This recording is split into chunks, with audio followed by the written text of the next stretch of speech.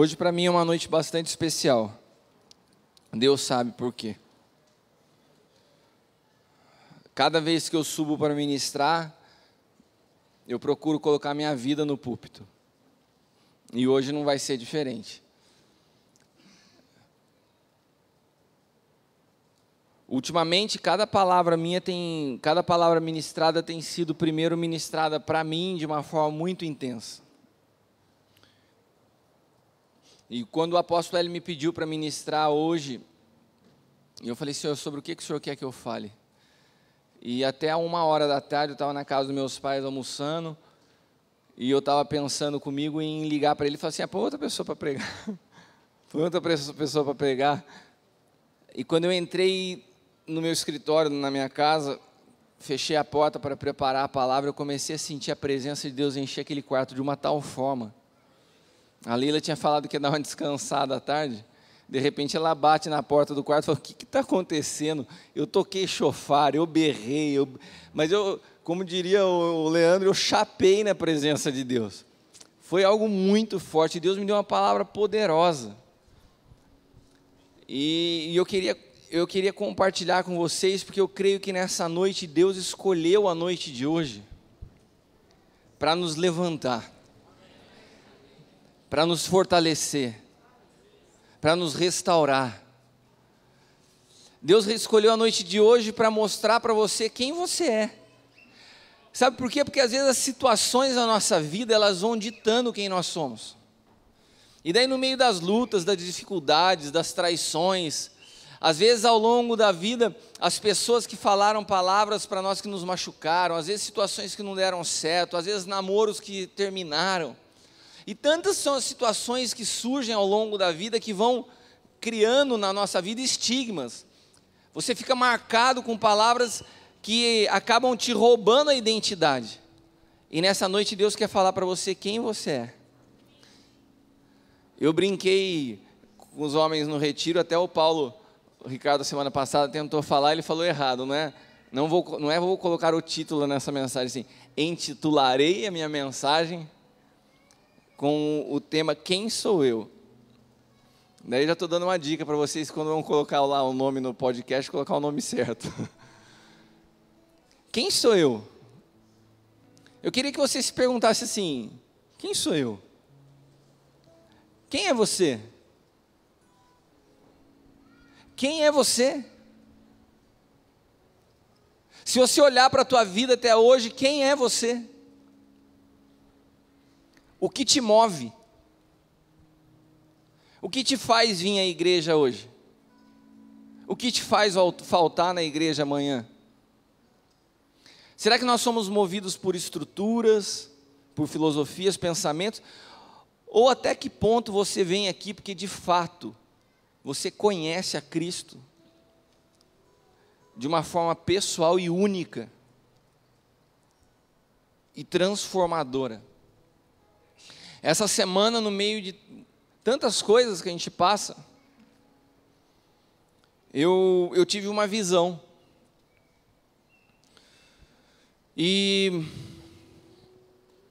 eu comecei, eu estava, vou fazer um parênteses, eu estava falando esses dias com homens e mulheres no retiro dos homens, estava me preparando, e eu fui estudando aquela situação que os homens, eles têm várias caixas na mente, né?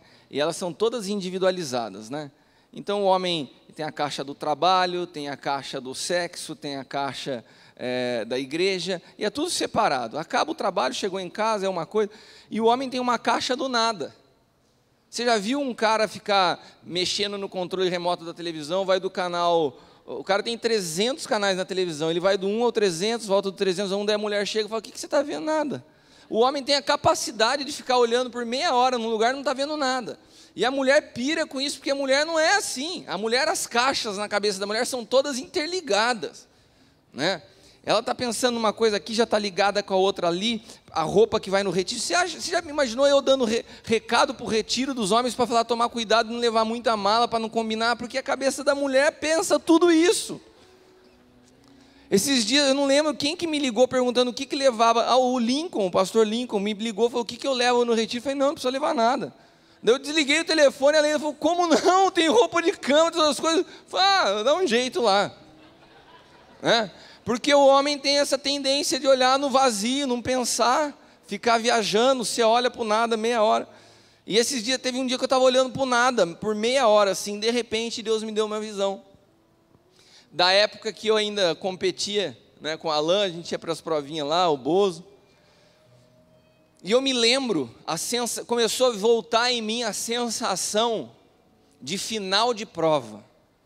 Era uma coisa terrível, principalmente quando eu não estava bem preparado fisicamente.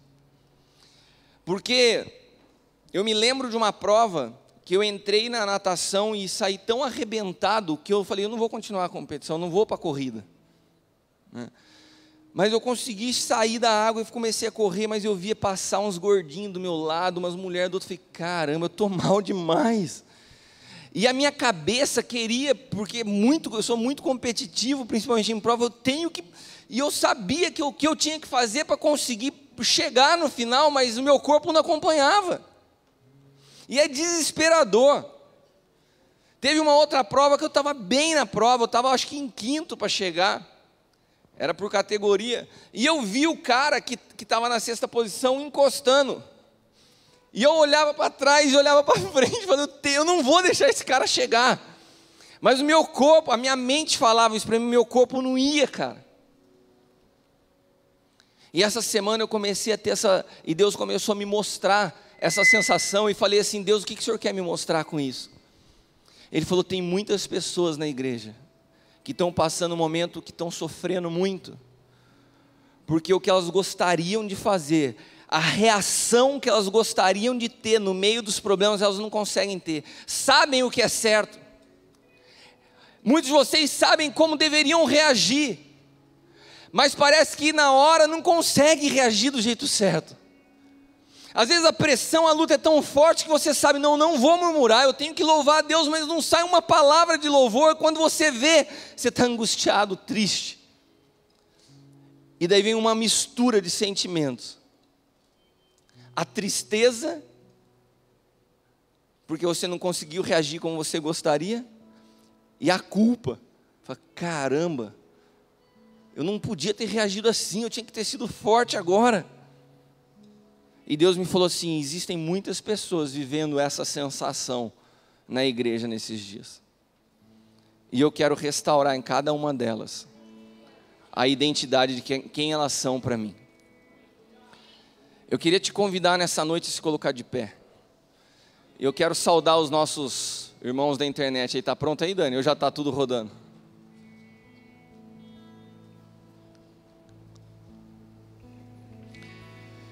Boa noite você que está nos acompanhando agora pela internet, que Deus te abençoe.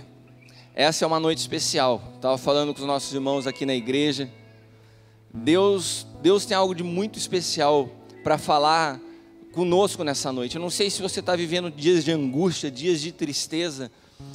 Eu não sei se você está vivendo dias de questionamento, de dúvida, mas hoje Deus quer falar com você. Não desgruda a tua cara aí da tela do teu computador. Preste atenção, fecha a porta do teu quarto, deixa Deus falar com você nessa hora, porque Deus tem algo para você nessa noite. Amém? E ontem foi um culto de Santa Ceia muito especial. Quantos estiveram aqui? Ontem nós tivemos um culto de Santa Ceia muito especial. Como tem sido cada culto? O que falar do culto de domingo passado? Eu estava falando com o Paulo Ricardo, falei, quando ele subiu aqui, ele não estava falando normal. Parecia que tinha algo explodindo de dentro dele. Me queimava enquanto ele falava aqui. E eu sei que nessa noite o Espírito de Deus vai queimar o teu espírito, porque a presença de Deus está nesse lugar. E ontem, quando nós estávamos aqui na Santa Ceia, enquanto nós adorávamos ao Senhor, uma unção veio enchendo esse lugar e começou a produzir uma libertação no meu espírito. E começou a me encher de uma alegria, uma presença de Deus tão forte.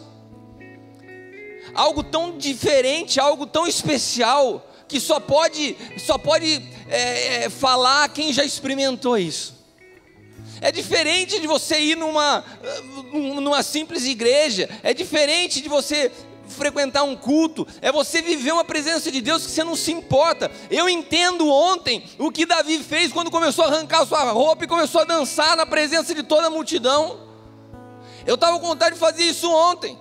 Ainda bem que o senso do ridículo me segurou, senão eu tirava a camisa e começava a rodar, a dançar.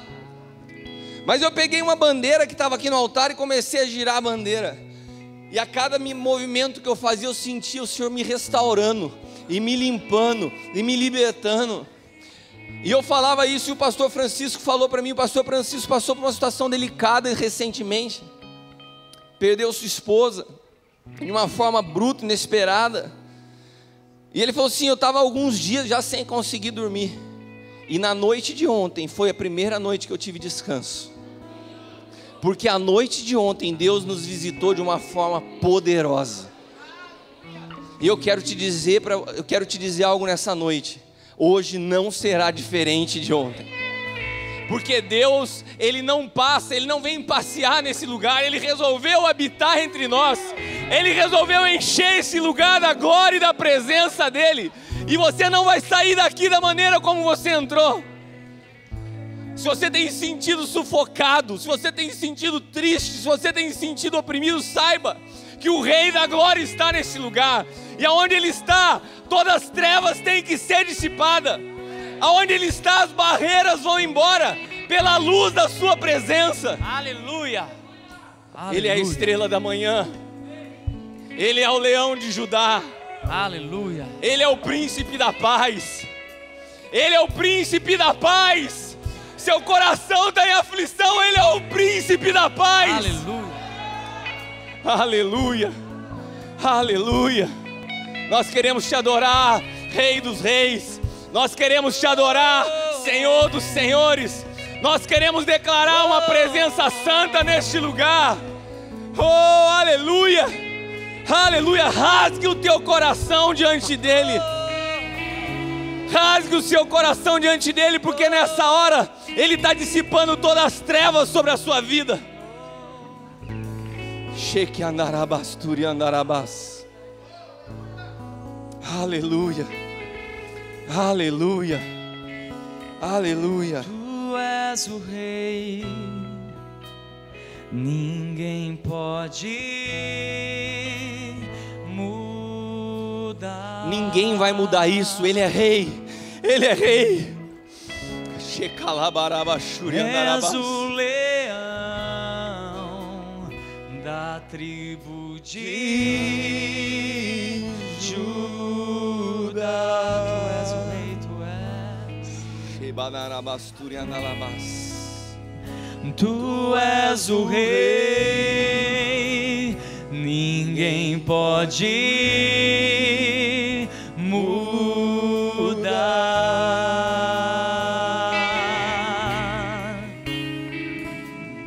És o leão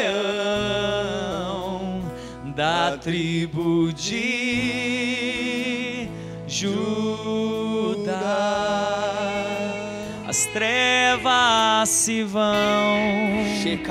barreiras se vão. Aleluia, em nome de Jesus declaramos isso nessa noite. Por causa da tua luz, as trevas se vão, barreiras se vão. Por causa da tua luz, tu és o Rei. Oh!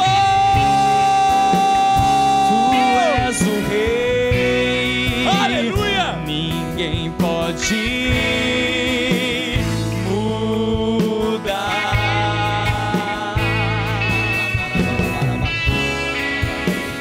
És o leão da tribo de Judá. Declare que Ele é o Rei. Declare, tu és o Rei. Ninguém pode mudar.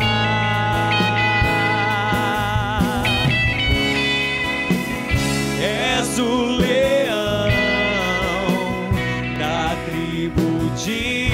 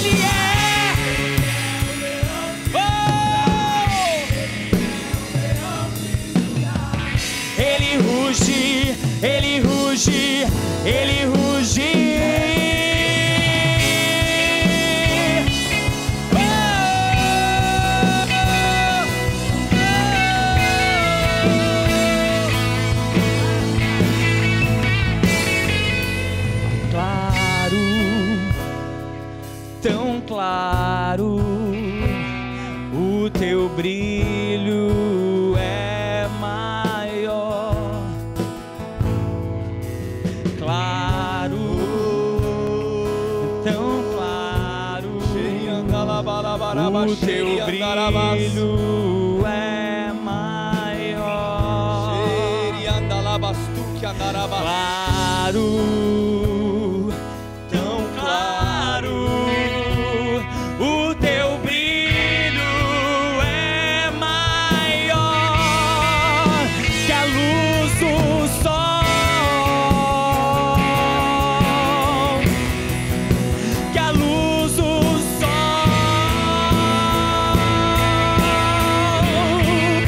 que a luz do sol,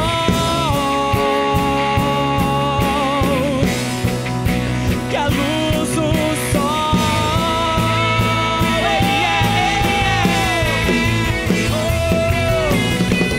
Ele é a estrela da manhã, ele é a estrela da manhã. Ele brilha, ele brilha, ele brilha neste lugar. Ele é a estrela da manhã, ele é a igreja declare que ele é a estrela da manhã. Declare, ele é aleluia! Ele brilha, ele brilha, ele é a estrela da manhã, ele é.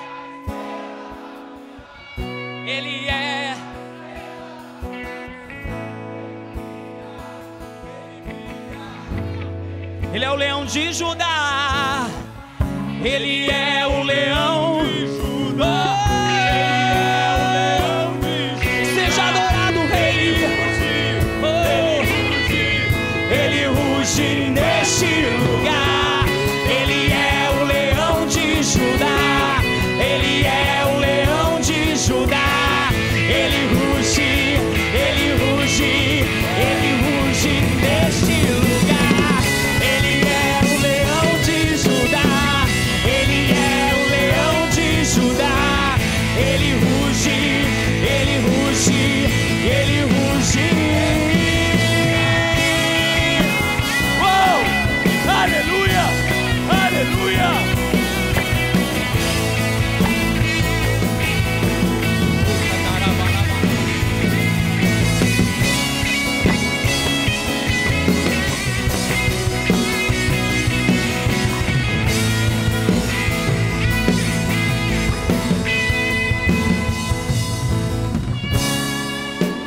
Tu és o Rei. Declare para encerrar, meu irmão. Ninguém pode mudar isso na sua vida. Ninguém pode mudar isso na sua vida.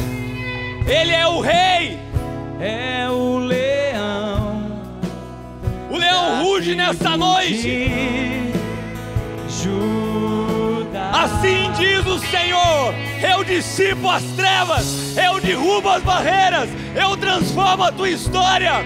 Eu sou o teu pai e eu intervenho na tua vida nessa hora. Eu me levanto e te digo: ai daquele que tocar um dos meus filhos. Você está debaixo do meu cuidado, você está debaixo das minhas mãos, você está seguro na minha presença. Eu sou o Senhor, agindo eu, quem impedirá? Aleluia, aleluia. Tu és o Rei, ninguém pode mudar. És o leão, és o leão da tribo de Judá. As trevas se vão, barreiras se vão, por causa da tua luz. As trevas se vão, barreiras se vão, por causa da tua luz. Aleluia, aleluia, aleluia. Aleluia.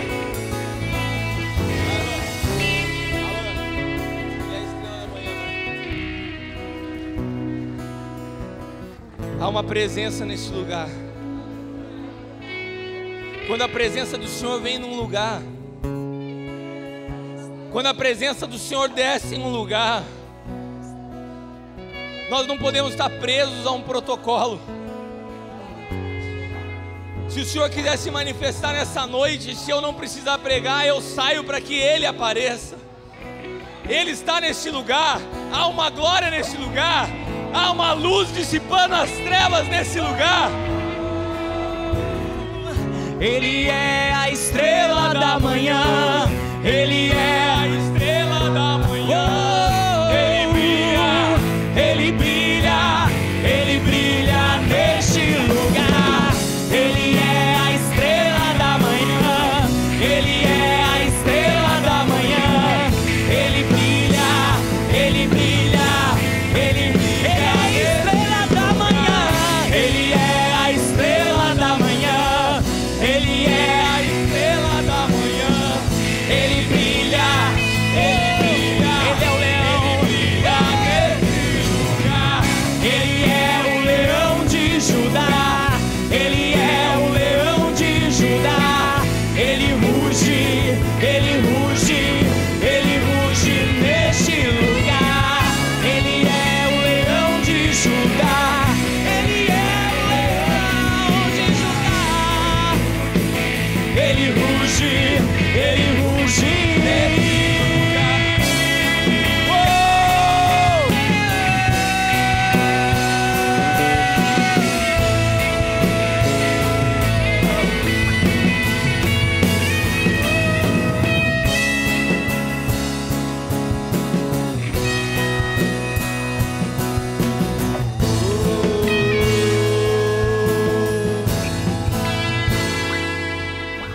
Xeriandalabasturiandarabas, Rebiandalabaxeriandalabas,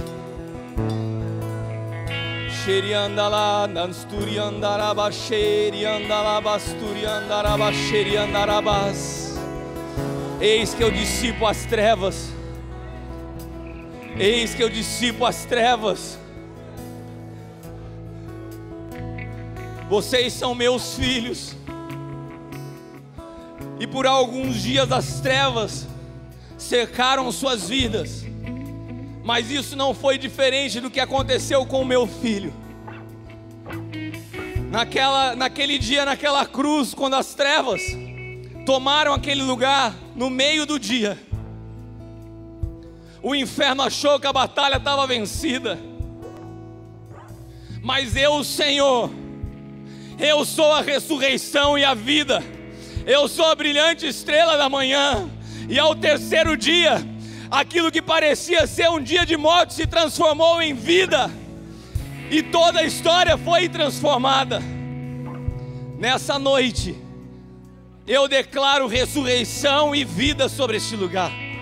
Nessa noite eu declaro que a brilhante estrela da manhã, aquele que vive, aquele que reina, aquele que recebeu autoridade nos céus, na terra e debaixo da terra, o grande eu sou, o bom pastor, a porta do aprisco, o pão vivo que desceu do céu, passeia entre vocês nessa noite. E as trevas não entendem o que está acontecendo. E por isso hoje é mais do que uma palavra. Vocês não receberão uma pregação, mas receberão decretos, porque o mundo espiritual saberá o que está se passando nesse lugar nessa noite. O Senhor te diz: não me pregue quando tiver como estivesse pregando as pessoas, pregue a principados e potestades, que eu sou o Senhor e que eles são os meus filhos. Aleluia, aleluia, aleluia. Ele é a estrela da manhã, Ele é a estrela da manhã. Ele brilha, Ele brilha, Ele brilha neste lugar.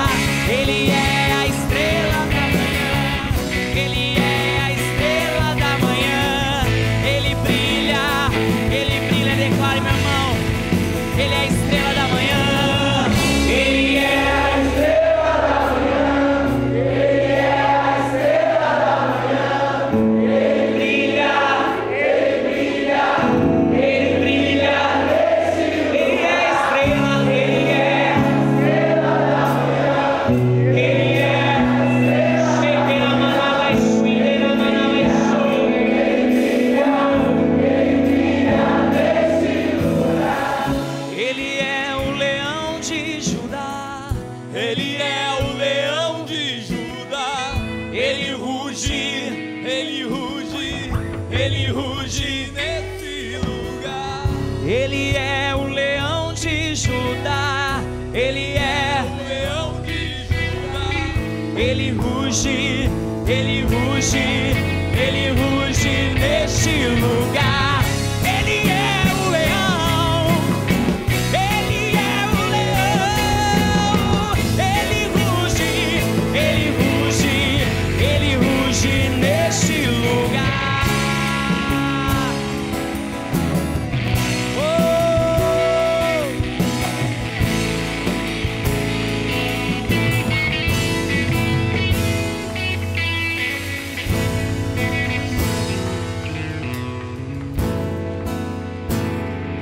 Aleluia, aleluia. Não dá vontade de parar. Senhor, nós te adoramos nessa noite. A tua presença é real neste lugar. Eu creio naquilo que o Senhor está fazendo, do que o Senhor já está fazendo, do que o Senhor vai fazer. Eu creio na autoridade concedida à igreja para estabelecer sobre a terra a tua vontade, assim como é no céu. E o Senhor nos está trazendo essa responsabilidade nessa noite de transformar a atmosfera, de expulsar as trevas, de arrancar toda a opressão, toda a angústia, toda a tristeza, todo cenário de morte, todo cenário de dor, porque Tu és o Senhor, Tu és o Senhor. Aleluia, aleluia, aleluia.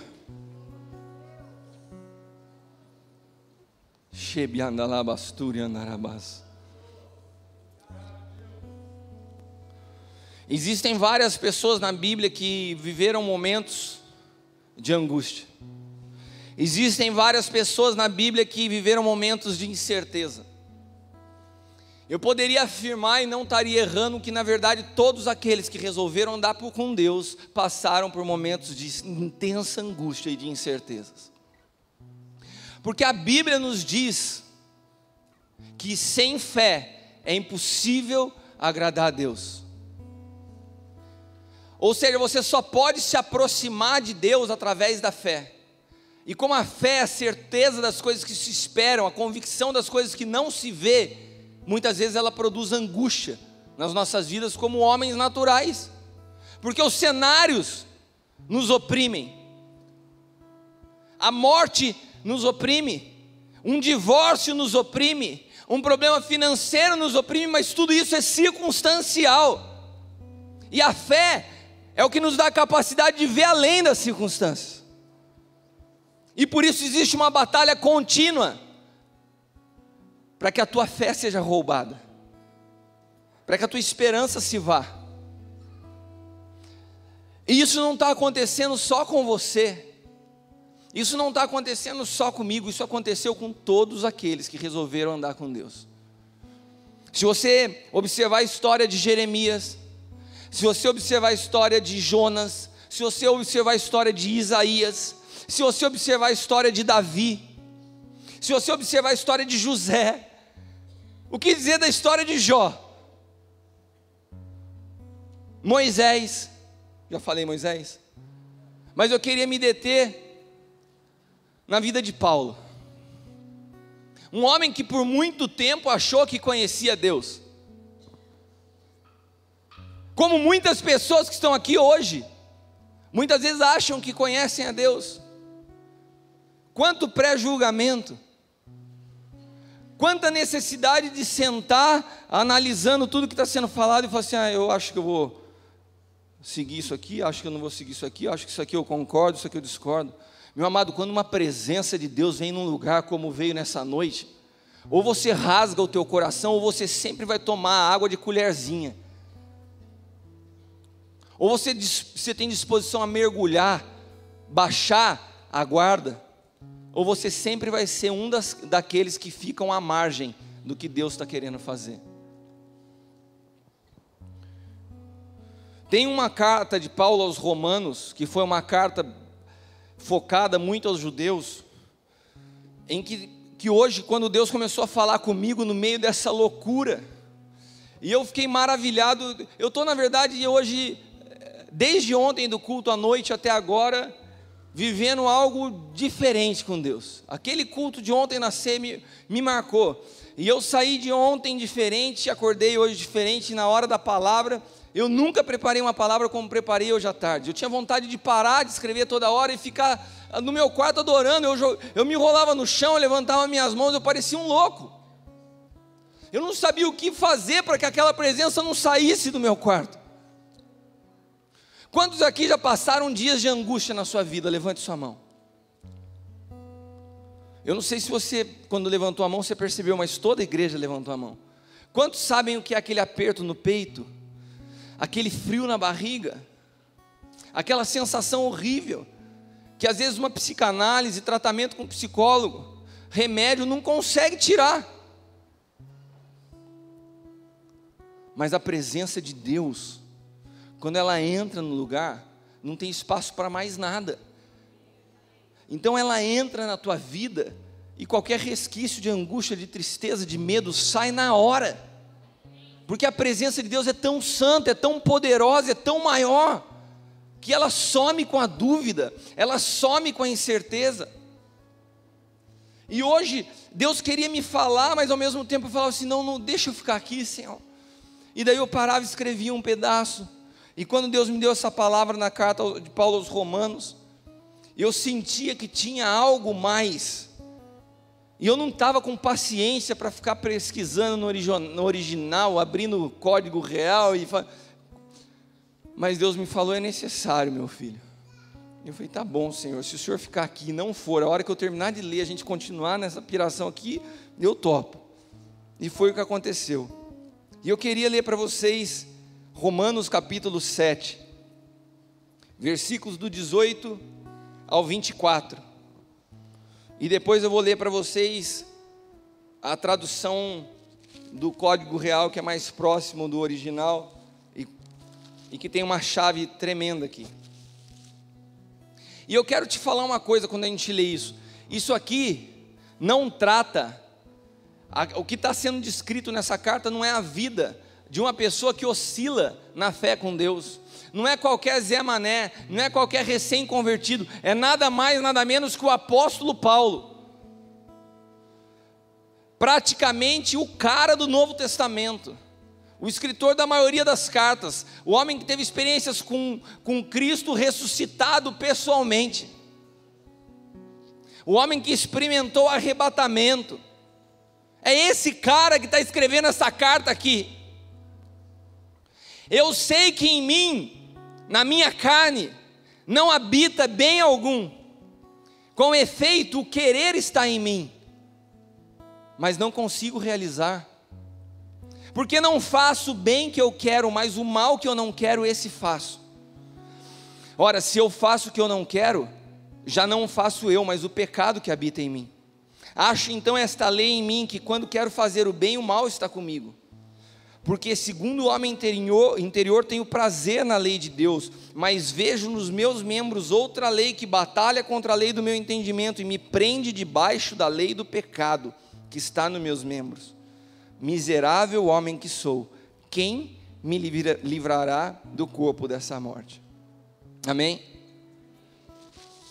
Eu quero te perguntar uma coisa, quantas vezes você leu isso aqui e viu a luta de um homem carnal em pecado, batalhando contra o pecado? Você entendeu esse texto dessa maneira? Levante a sua mão. E muitas vezes a gente não percebe a profundidade disso.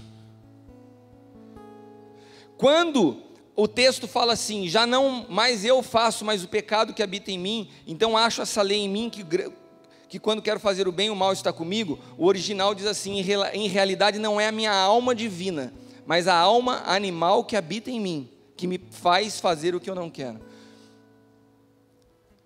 O original fala alma animal, alma divina.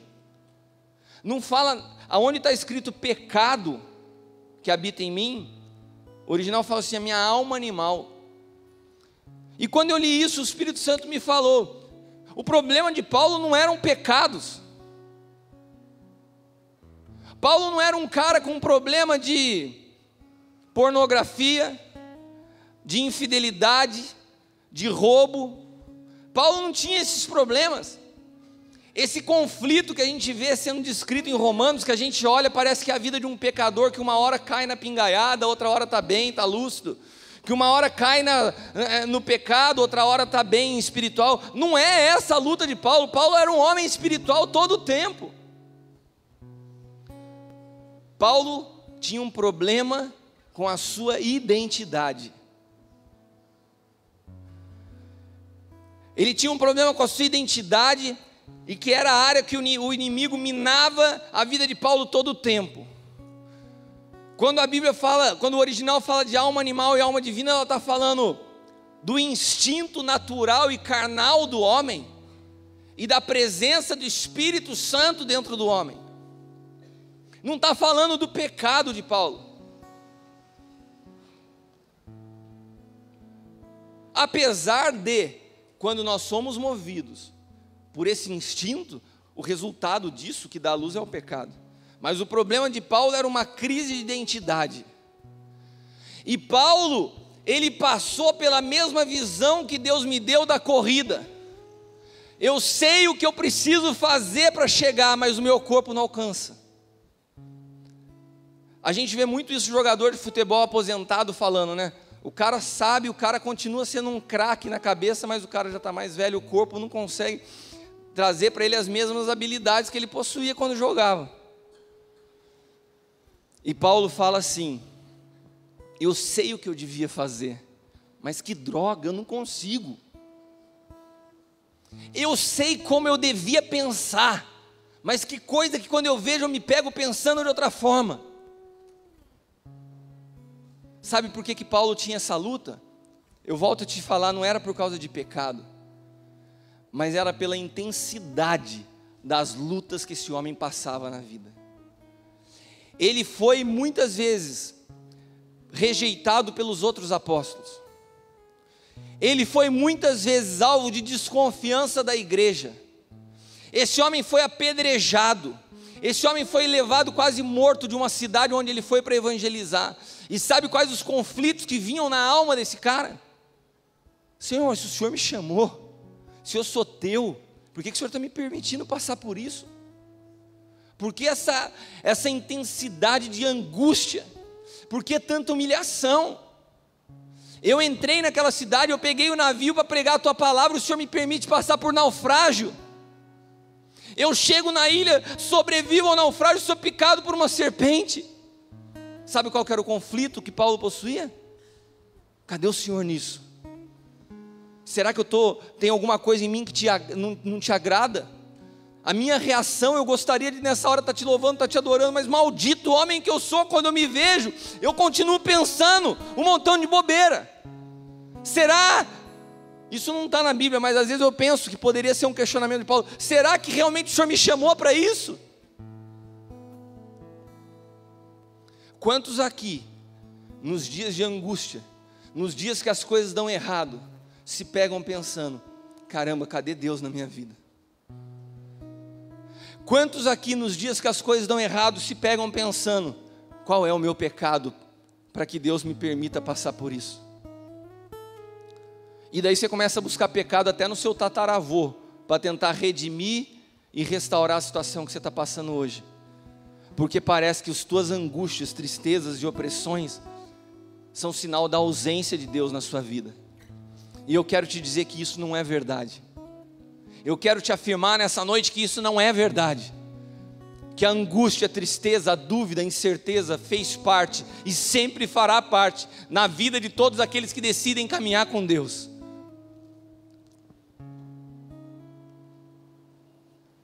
E você sabe o que esse trecho no original se compara? A uma relação de matrimônio, onde a esposa é dominada por um marido cruel e tirano, que lhe impede de manifestar a sua verdadeira identidade. Olha a profundidade desse texto.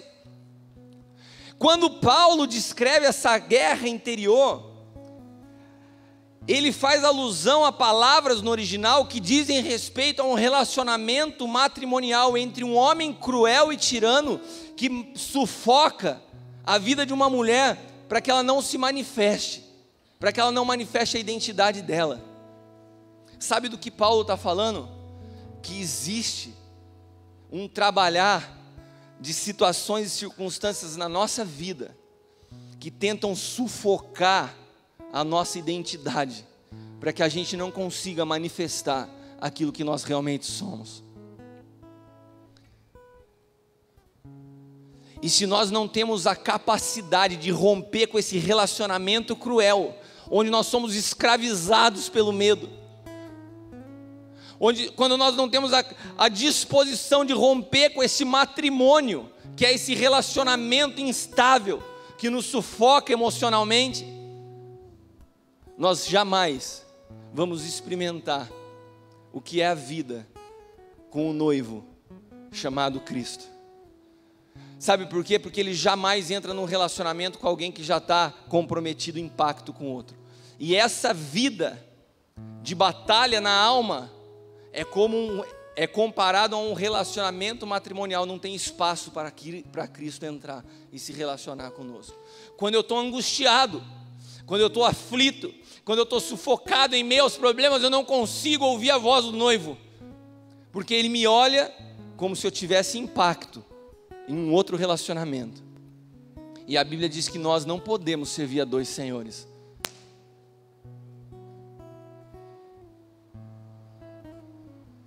A gente coloca nesse texto muita ênfase na palavra pecado, mas na verdade a grande luta de Paulo era com relação à identidade.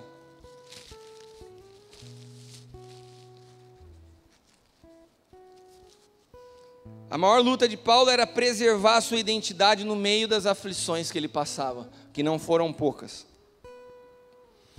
A maior luta de Paulo era preservar a sua identidade, quando Deus o usava de forma sobrenatural, e pessoas eram transformadas, e cidades se rendiam à sua palavra, e ele não permitia que a soberba entrasse no seu coração. A luta de Paulo era uma luta com relação à identidade. Sabe qual que era a luta de Paulo? Quem eu sou? Quem eu sou? Olha as cartas de Paulo e você vai ver que o centro delas todas é essa pergunta: maldito homem que eu sou, não vivo mais eu, mas Cristo vive em mim. Paulo ministra como se ele estivesse ministrando para ele mesmo. Ele passava constantemente por ataques na sua identidade. Que tremendo.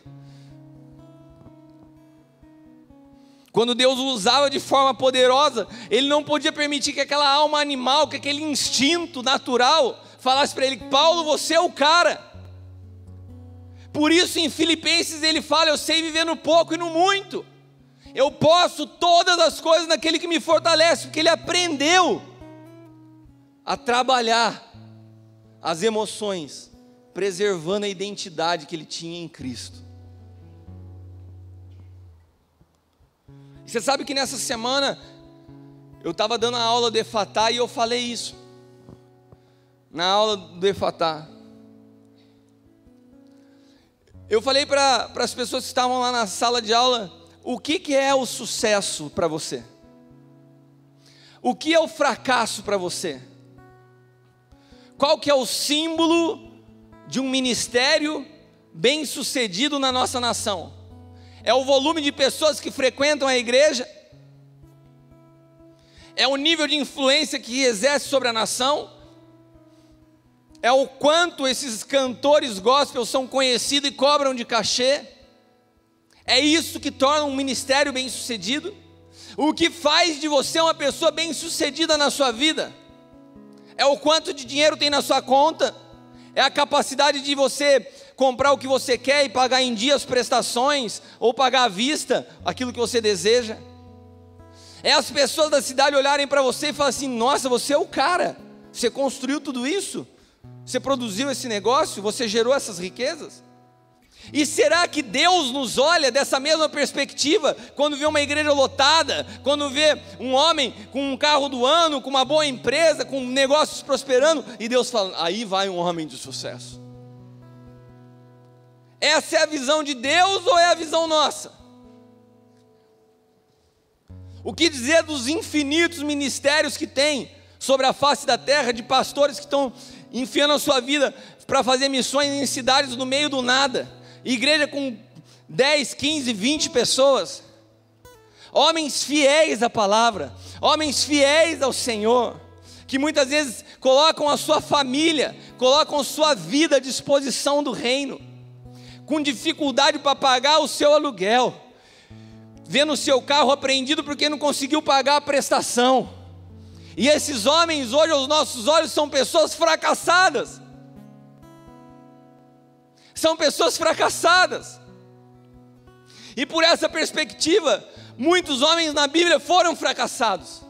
E o maior fracasso de todos nessa perspectiva foi Jesus Cristo, que teve um ministério de 3 anos, que evangelizou a muitos. Desses muitos que ele evangelizou, só 12 resolveram caminhar junto dele.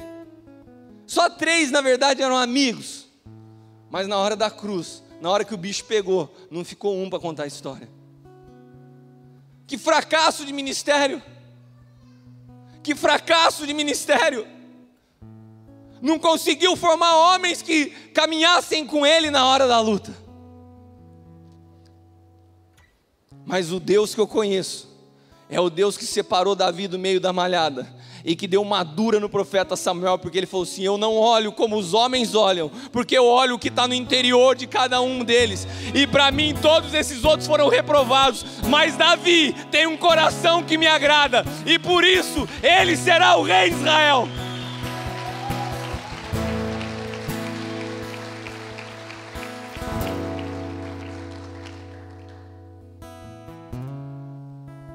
Sabe o que o Espírito Santo me falou que é sucesso? Sucesso é uma condição interior, onde você não negocia os seus princípios nos dias de aflições, e você passa pelas aflições aprovados pelo Senhor, e consegue cumprir um propósito na sua vida. Sucesso é quando Deus te olha em cima ou embaixo, mas o teu coração diante dele é aprovado. Sucesso é quando seus princípios não são negociados no meio do que as pessoas estão te julgando, estão te acusando, mas o teu coração permanece intacto na presença de Deus.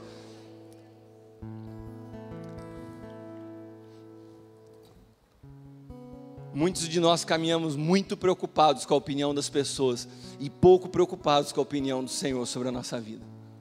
Pode ser que na opinião das pessoas você seja uma pessoa bem-sucedida. Nossa, que família abençoada. Olha, ele é até fiel à esposa, um bom pai para os filhos. Fiel à esposa, paga suas contas em dia, meu amado. Isso não quer dizer nada para Deus. Quando Deus nos gerou, Ele gerou cada um de nós por um sonho.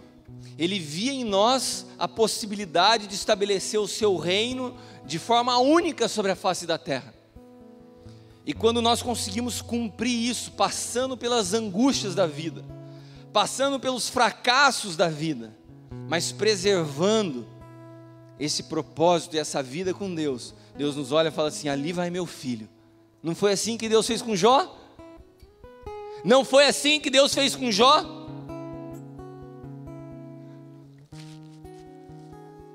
O padrão da sociedade hoje tornaria o faraó um homem muito mais bem sucedido do que Moisés.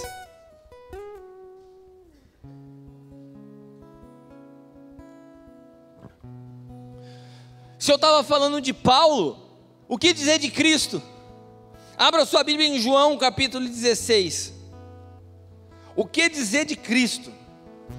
Se ele passou por angústia, e a angústia dele foi muito mais pesada do que a minha e do que a tua.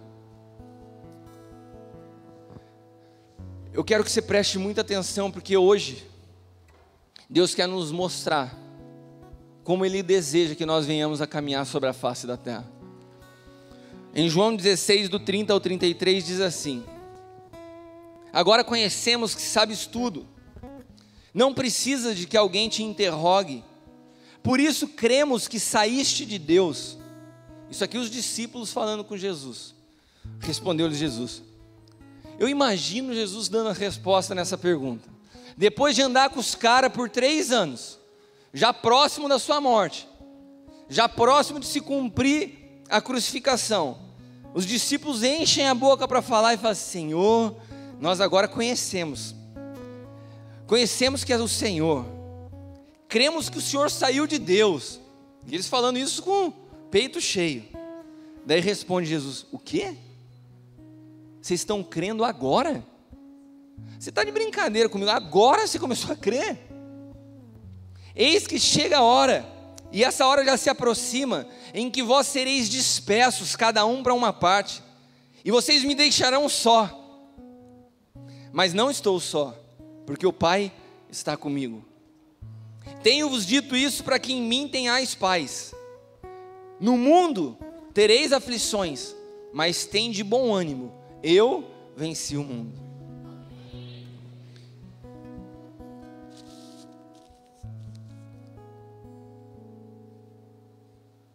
Ele nos disse que nós passaríamos por problemas. Jesus não ensinou um evangelho de mar de rosa. Entrega a sua vida para mim que acabaram-se os problemas. Entrega a sua vida para mim que nunca mais você vai sentir tristeza. Entrega a sua vida para mim que nunca mais uma lágrima será derramada dos seus olhos. Jesus não falou isso, Ele não nos enganou. E se tem alguma igreja ou ministério que ensina isso, está falando mentira, porque Ele falou: no mundo vocês vão ter aflições. E eu vou te dizer uma notícia nessa noite: se você ainda não teve aflições na sua vida, se prepare, elas vão chegar. Porque Ele não mente. No mundo tereis aflições. No mundo passarão por dias de angústia. No mundo vocês serão perseguidos. No mundo vocês serão acusados. No mundo vão olhar para a tua vida e vão te julgar. Sabe por quê? Porque não foi diferente com o nosso mestre. Ele nos disse que passaríamos, mas Ele nos deu uma dica. Ele falou o seguinte: como Ele venceu, nós venceríamos. Amém? E o problema é isso, a gente sempre diz amém. Como Ele venceu, nós venceríamos. Amém? Amém. Só que a gente nunca para pensar: e como que Ele venceu? A gente sabe que como Ele venceu, a gente vence. Mas aqui tem uma chave. O como Ele venceu, nós venceríamos. Esse como é uma condicional. Ou seja, do jeito que Ele venceu, desse mesmo jeito você pode vencer. Então aqui tem uma chave que nos explica como vencer. Não é simplesmente te falar: meu amigo, segura a onda que você vai vencer, Jesus venceu também. Não, é entender como fazer para vencer os dias de angústia, os dias de tristeza, os dias de aflição, os dias onde parece que a sua vida não tem saída. Como que eu faço? Como Jesus. E como Ele fez? Existe um salmo, o Salmo 22, que é um salmo profético. Eu nem ia falar isso, mas eu queria falar. Eu achei tão tremendo o Felipe e a Lu hoje aqui na frente, eu não sei porquê. Mas tinha uma graça especial sobre eles. Eu não sei se porque Deus chegou o momento em que vocês caminharão junto como ministros. Eu não sei se é esse tempo que chegou, mas existe algo tão forte em vocês dois aqui na frente. Havia uma presença de Deus, uma graça tão tremenda em vocês hoje que estava diferente.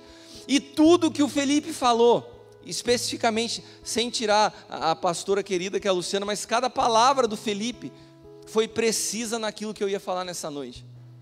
Ele falou de uma condição geracional. Eu vou falar muito sobre condição geracional. E ele falou de Isaías com a precisão profética de 700 anos de Cristo, de escrever o Messias. Olha o que é esse Salmo 22. Sabe o que esse salmista diz no Salmo 22? Exatamente o que Cristo passou na cruz e as angústias que antecederam a hora da cruz. Isso foi descrito décadas, séculos antes de Cristo vir ao mundo. Então essas coisas que te impressionaram ao falar isso nessa noite, Felipe, eram as mesmas coisas que Deus estava me impressionando nessa tarde. Como que pode um salmo ser escrito e descrever exatamente o que Jesus passou antes dele ter vivido? Eu quero ler o Salmo 22 com vocês, do versículo 11 ao 24. Diz assim: E eu quero que você leia isso na perspectiva de alguém que não sabe nada do Messias e consegue descrever o sentimento dele séculos antes dele vir. Não te alongues, isso aqui, o salmo é profético, é como se fosse o próprio Cristo falando. Não te alongues de mim, pois a angústia está perto, e não há quem ajude. Muitos touros me cercam, fortes touros de Bazã me rodearam. Abriram contra mim suas bocas como um leão que despedaça e que ruge. Como água me derramei e todos os meus ossos se desconjuntaram. Meu coração é como a cera, derreteu-se no meio das minhas entranhas. A minha força se secou como um caco. Sabe quem está declarando isso aqui? É um salmo descrevendo a angústia de Cristo. É Cristo dizendo: a minha força se secou como um caco, a língua se pega ao meu paladar, me puseste no pó da morte. Me rodearam cães, o ajuntamento de malfeitores me cercou, transpassaram-me as mãos e os pés. Poderia contar todos os meus ossos. Eles vêm e me contemplam, repartem entre si minhas vestes e lançam sorte sobre a minha roupa. Mas tu, Senhor, não te alongues de mim. Força minha, apressa-te em socorrer-me. Livra minha alma da espada e a minha predileta da força do cão. Salva-me da boca do leão. Sim, ouviste-me das pontas dos bois selvagens. Então declarei o teu nome aos meus irmãos, e eu louvar-te-ei no meio da congregação. Vós que temeis ao Senhor, louvai-o. Todos vós, semente de Jacó, glorificai-o. Temei todos vós, semente de Israel, porque ele não desprezou nem abominou a aflição do aflito, nem escondeu dele o seu rosto. Antes, quando ele clamou, o ouviu. No último versículo, Cristo nos dá uma dica. Como ele passou pela angústia, pela aflição mais terrível que um homem pode passar na vida. Adore ao Senhor. Ainda que você não entenda as circunstâncias, adore ao Senhor. Porque eu te garanto que Ele nunca desprezou o aflito e nunca escondeu o rosto daqueles que clamam a Ele. Ele nos ouvirá. Fala para quem está do teu lado: Ele te ouvirá. Ele te ouvirá. Ele te ouvirá nessa noite. Aleluia.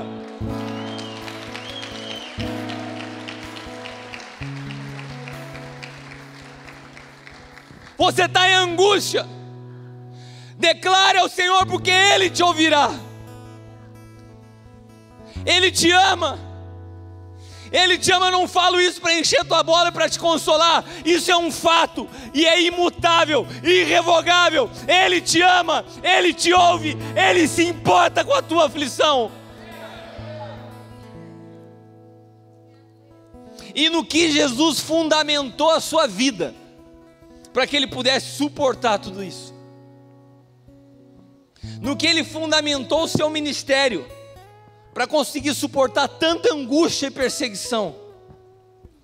Repita comigo: oração, identidade e propósito. Essas três coisas sustentaram Cristo como homem sobre a face da terra. A oração é o que produz intimidade nossa com Deus.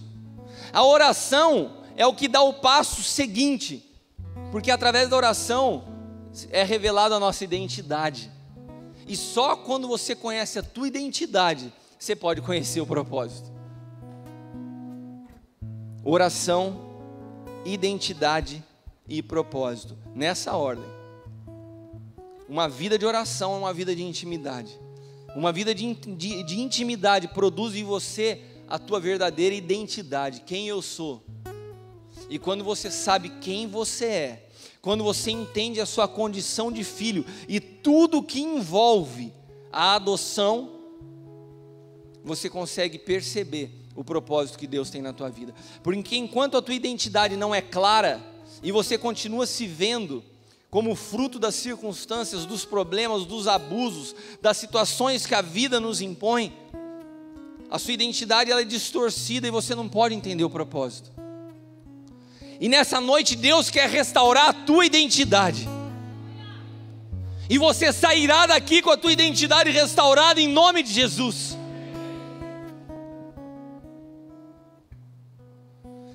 Cristo o tempo inteiro manifestava a sua identidade. Cristo o tempo inteiro Ele revelava a sua identidade. A identidade dele era algo forte nele. Era algo preciso, era algo que ele conhecia, ele sabia quem ele era. Ele sempre foi o eu sou. E agora eu queria que você parasse aqui, porque eu vou falar para você, quando Deus falou isso para mim nessa tarde, o meu quarto parece que começou a pegar fogo. Ele utilizou em toda a sua vida a condição de filho e a identidade produzida pelo Pai para se manifestar sobre a face da terra. Eu vou te explicar. Olha que profundo e que poderoso que é isso. Se você conhece a sua identidade, nada pode te parar. Ele sempre se manifestou como eu sou. Abra sua Bíblia em Êxodo, capítulo 3.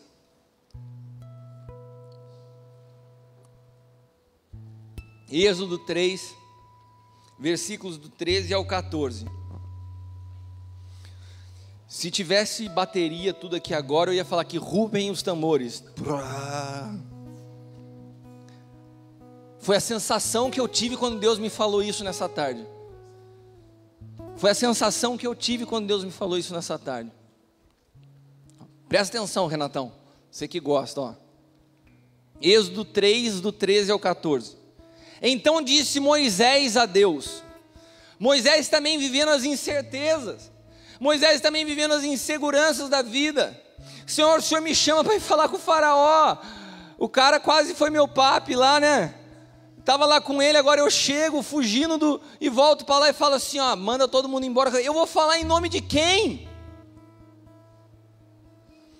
Quando eu for aos filhos de Israel e lhes disser, daí outra preocupação. E quando eu for falar com o povo, essa multidão de gente, como que eu vou falar quem me chamou? Quem sou eu?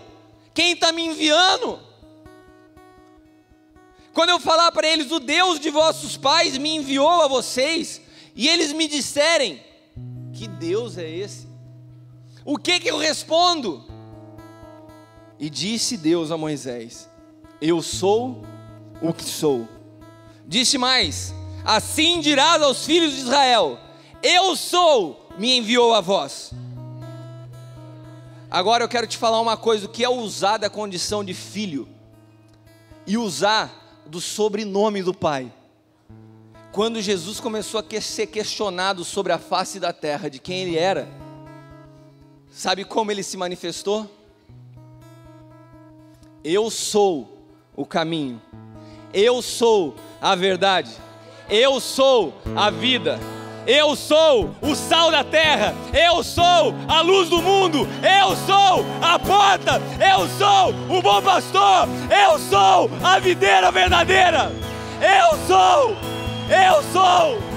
aleluia, aleluia, aleluia, aleluia, aleluia, aleluia, aleluia. Cara, que presença de Deus. Você sabe o que é isso? Quando Cristo caminhou sobre a face da terra como homem, Ele não falou assim, eu sou o Cristo. Ele falou, eu sou, sabe por quê? Porque o nome do Pai dele é eu sou. Quem te enviou? O eu sou. E quem você é? Eu sou o pão que desceu do céu, eu sou a luz desse mundo, eu sou o sal da terra, eu sou a brilhante estrela da manhã, eu sou o leão da tribo de Judá, eu sou, aleluia, aleluia, aleluia, aleluia, aleluia. Ele é a estrela da manhã, Ele é a estrela da manhã. Ele brilha, Ele brilha, Ele brilha nesse lugar. Aleluia, aleluia, aleluia. Xeriandarabasturi andarabas. Tu és Senhor, Tu és Senhor, Tu és Senhor. Eu sou.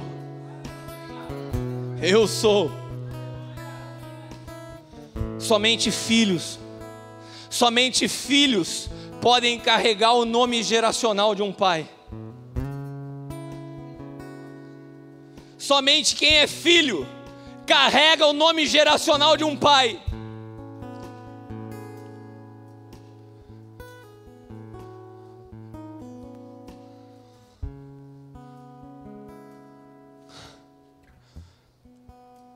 Você precisa ser gerado na tua vida nessa noite um coração de filho. Você não pode mais continuar caminhando sobre a face da terra simplesmente como um crente. O que você é? Eu sou evangélico. O inferno está cheio de evangélico, mas no inferno não vai ter nenhum filho. O inferno não vai ter nenhum filho de Deus. Vai ter evangélico, vai ter crente, vai ter espírita, vai ter católico, vai ter tudo quanto é raça de religião, mas filho não vai ter nenhum, porque o inferno não foi preparado para os filhos. Você precisa sair da condição de um frequentador de igreja e deixar o seu coração ser gerado um coração de filho. Sem um coração de filho, você jamais vai acessar a identidade do Pai. Um coração de filho não tem reserva, meu amado. Um coração de filho não tem reserva. Se eu sentar para o Caio e falar qualquer absurdo que eu queira falar para ele fazer, e falar para ele qualquer absurdo que eu falar como verdade, ele vai receber, porque ele não tem guarda fechada para me ouvir. Sabe por quê? Porque ele sabe que como pai eu amo ele, quero o melhor para a vida dele. E esse coração de filho, se você não consegue entender isso, com aqueles que são teus pastores, com aqueles que velam pela tua vida, com aqueles que têm um coração rasgado e dão a sua vida por você, como que você vai entender uma condição de filho diante de um Deus que você não vê? Quantas pessoas não conseguem sentar nessa cadeira e descruzar os braços e falar assim: o que vier eu recebo, porque eu sei que quem está subindo lá é um homem de Deus e me ama. Quantas pessoas sentam nessas cadeiras e medindo para ver se vai sair algum erro? Meu irmão, você não precisa ser um crente beriano nessa noite. Se você estivesse num lugar onde você desconhece o pregador, onde você não sabe quem está subindo, você deve com convicção ficar atento ao que está se falando, mas você está diante de pais. Você está diante de pessoas que amam a tua vida. Você está diante de pessoas que não foram ler num livro o que falar para você, mas que estavam ouvindo a voz de Deus, um coração que clamava por te restaurar nessa noite, para gerar em você a identidade de filho.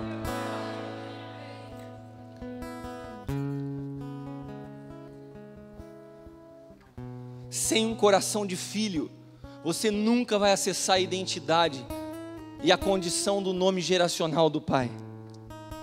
Jesus era um homem que orava, que batalhava, manifestava a sua identidade e voltava para a presença do Pai. E orava, e ia na presença do Pai, onde ele era restaurado na sua identidade. Ele saía, pregava, as pessoas chamavam ele de endemoniado, rejeitavam, mas ele voltava para a presença do Pai, e o Pai falava para ele: tu és o meu filho amado em quem me comprazo. Ele se fortalecia nessa identidade, saía e tomava pancada de novo. Daí voltava, orava para a presença do Pai, e o Pai falava: tu és meu filho, segura onde eu estou contigo, ainda que o mundo não te reconheça, ainda que os meus para quem eu te enviei não te reconheçam, você continua sendo meu filho, eu estou do teu lado, eu estou com você, nós vamos até o final.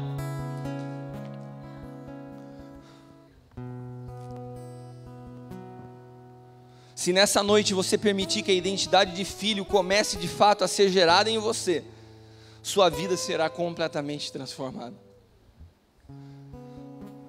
Não um filho imaturo. Você sabe que no mundo ocidental, onde nós vivemos, nós entendemos a adoção como o sentido de tirar uma criança da rua e tornar ela membro de uma outra família, ou tirar uma criança de uma família que foi abandonada e tornar ela membro de uma outra família. Isso é o conceito que a gente tem de forma ocidental da palavra adoção. Mas quando a Bíblia fala de adoção, ela está falando dos filhos Uios e Tecnon, que é o filho imaturo, que é a criança que nasceu, que não tem entendimento das coisas. O pai grego ou romano, essas palavras vêm de origem daí, eles faziam a criança Tecnon, quando atingia uma certa idade, o próprio pai falou assim: agora eu te adoto como um filho maduro, capaz de viver como um filho, de se apropriar da minha herança, de um filho com quem eu possa confiar minhas coisas para que você cuide. Para o mundo oriental, o sentido da adoção é isso. Quando o filho sai de uma condição de uma criança e passa para a condição de um homem maduro, onde o pai pode confiar e delegar coisas a eles.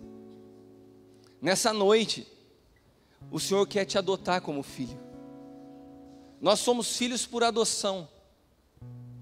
E por isso Deus nos deu o Espírito que clama dentro de nós: Abba, Pai. Nós temos desespero pelo Pai. Por isso somos tão machucados através da figura paterna. Um pai que se foi, que morreu. Um pai que foi cruel, um pai que foi duro, um pai que te molestou, um pai que te machucou. Isso marca a vida de uma criança, e por isso o diabo usa tanto essa figura para distorcer em nós a identidade. Mas o Pai das luzes resolveu te adotar como filho. Resolveu te adotar como filho. Resolveu te receber como filho maduro nessa noite e te confiar as riquezas do reino, para que você possa se tornar herdeiro. O nascimento dá direito à herança, mas a adoção dá direito a usar da herança. Quando você entrega a sua vida a Jesus, você tem direito a uma herança. Mas quando você é adotado, você tem direito a usar dessa herança. Nessa noite o Senhor quer te adotar como um filho maduro. Nessa noite o Senhor quer te falar: acessa minhas riquezas. Eu quero te dar novos caminhos de riquezas. Seja maduro para viver isso nessa noite.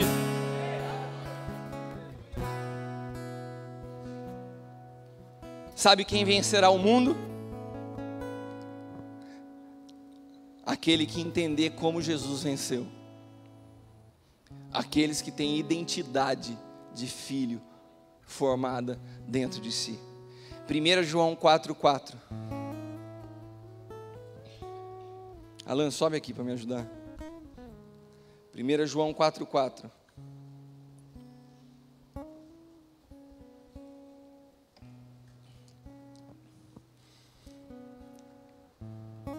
Sabe o que diz a palavra? Filhinhos. Repita comigo: filhinho. É assim que Deus quer te tratar nessa noite.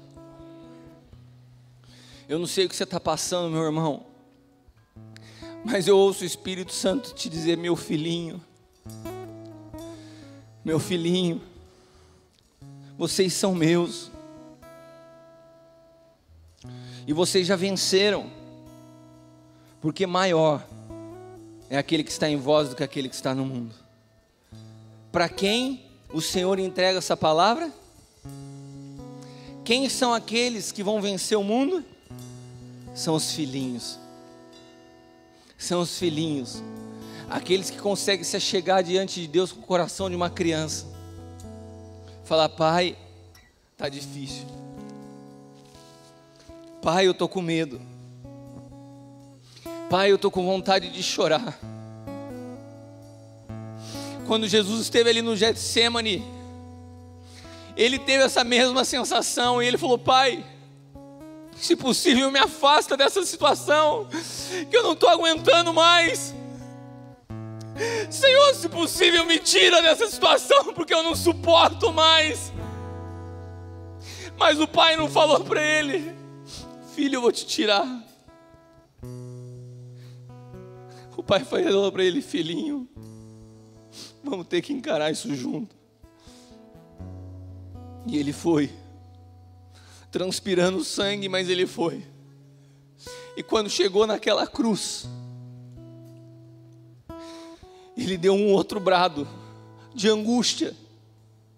Ele falou assim: Eli, Eli, alá sabactani, Deus meu, por que me desamparaste?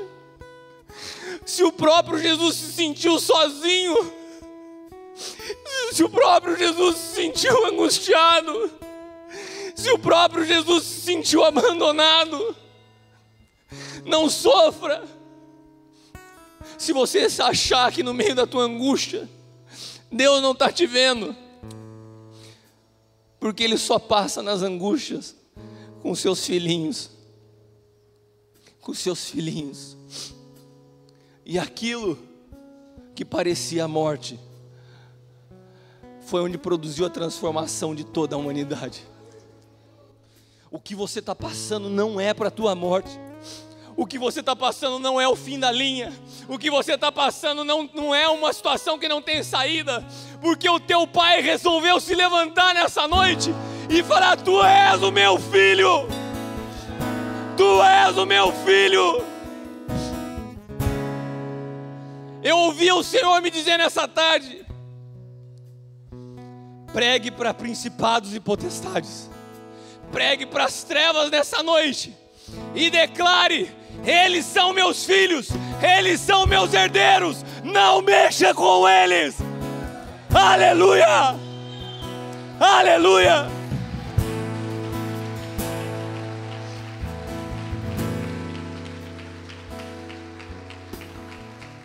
Ele resolveu se levantar nessa noite. Eu sei do que eu estou falando. Ele resolveu se levantar nessa noite. E ele disse: não mexa com meus filhos. Não mexa com meus filhos. Há uma mão poderosa sobre a tua vida. Há uma mão sobre a tua cabeça nessa noite. Falei: esse é meu filho. É como se ele entrasse na tua frente, te colocasse de lado e falasse assim: você vai encarar, agora é comigo. E eu vejo os principados fugindo, e eu vejo as trevas sendo dissipadas, porque o teu pai resolveu tomar a tua causa nessa noite. Aleluia, aleluia, aleluia, aleluia. Ele é a estrela da manhã. Ele é o leão de Judá. Ele é a estrela da manhã. Ele é a estrela da manhã. Ele brilha, ele brilha, ele brilha nesse lugar. Ele é a estrela da manhã. Ele é a estrela da manhã.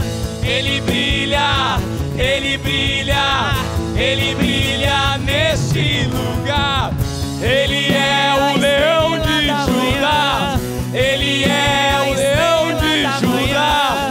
Ele ruge, ele ruge, ele ruge nesse lugar. Ele é o leão de Judá. Aleluia. Ele é o leão de Judá. Ele ruge, ele ruge, ele ruge neste lugar.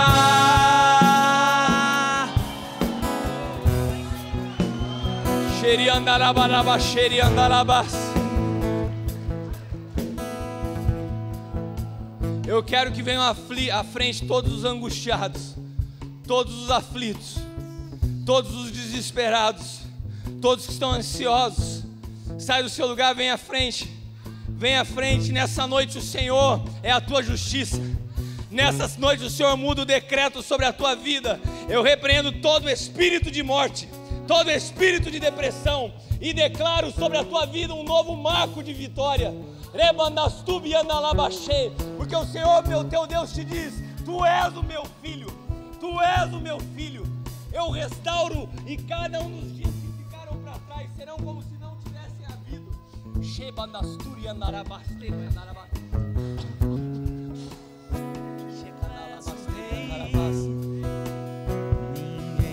pode mudar. Xeriandalabalaba, xericandarabas. És o leão Xeriandalabalaba, xuriandarabas. tribo de Judá. Tu és o Andalabasturiandalaba, xeicandarabas.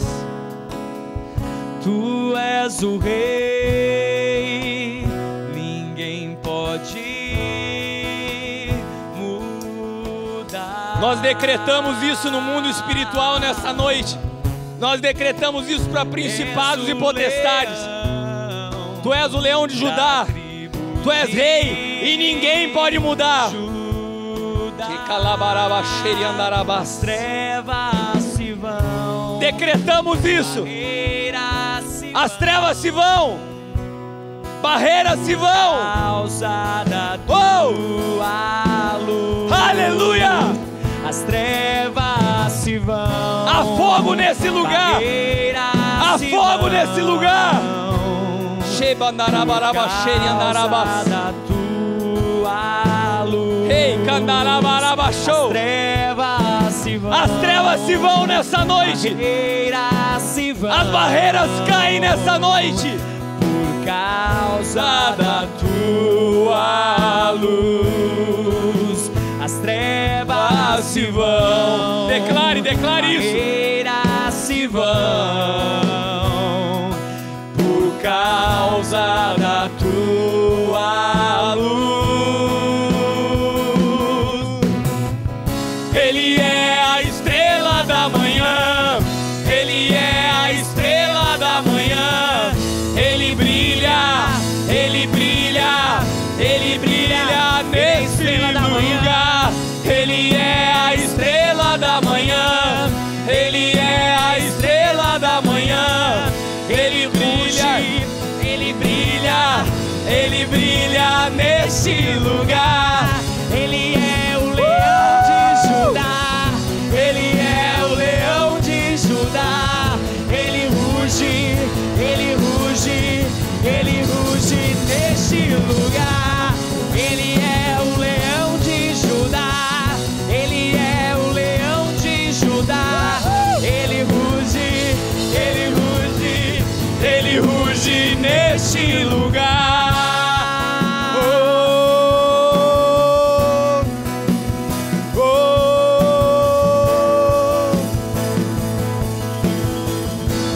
Xeriandalabasturiandarabaxê.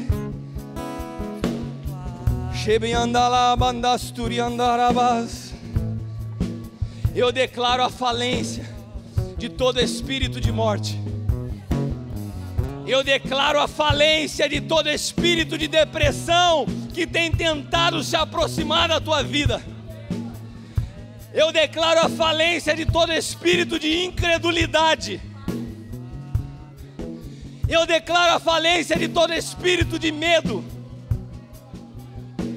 Eu declaro no mundo espiritual que todo o trabalho das trevas, todo o trabalho nos centros de macumba dessa cidade, todos os trabalhos de feitiçaria, todos os trabalhos para trazer a falência a empresas nesse lugar, negócios dos filhos de Deus, eu declaro que sejam desfeitos nessa noite, na autoridade do nome de Jesus.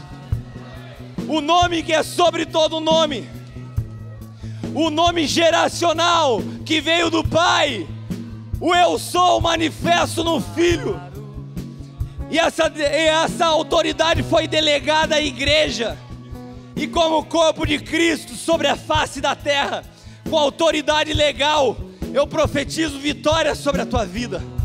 Eu profetizo novos caminhos de riqueza sobre a tua vida. Eu profetizo a paz de Deus sobre o teu espírito. Eu profetizo a vitória sobre a tua alma. Eu declaro restaurada a tua identidade de filho nessa noite. Filho, tu és filho, amado de Deus, amado de Deus, amado de Deus, amado de Deus. Claro, Senhor, o teu brilho é maior. Xeriandala Alabachuri andarabás. Tão claro, o teu brilho é maior. Claro, claro, claro, tão claro. Recebe, recebe, recebe, recebe no teu lugar.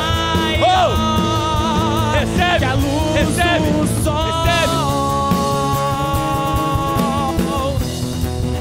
Que a luz do sol,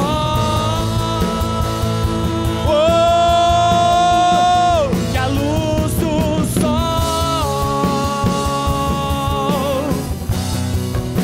que a luz do sol. Aleluia!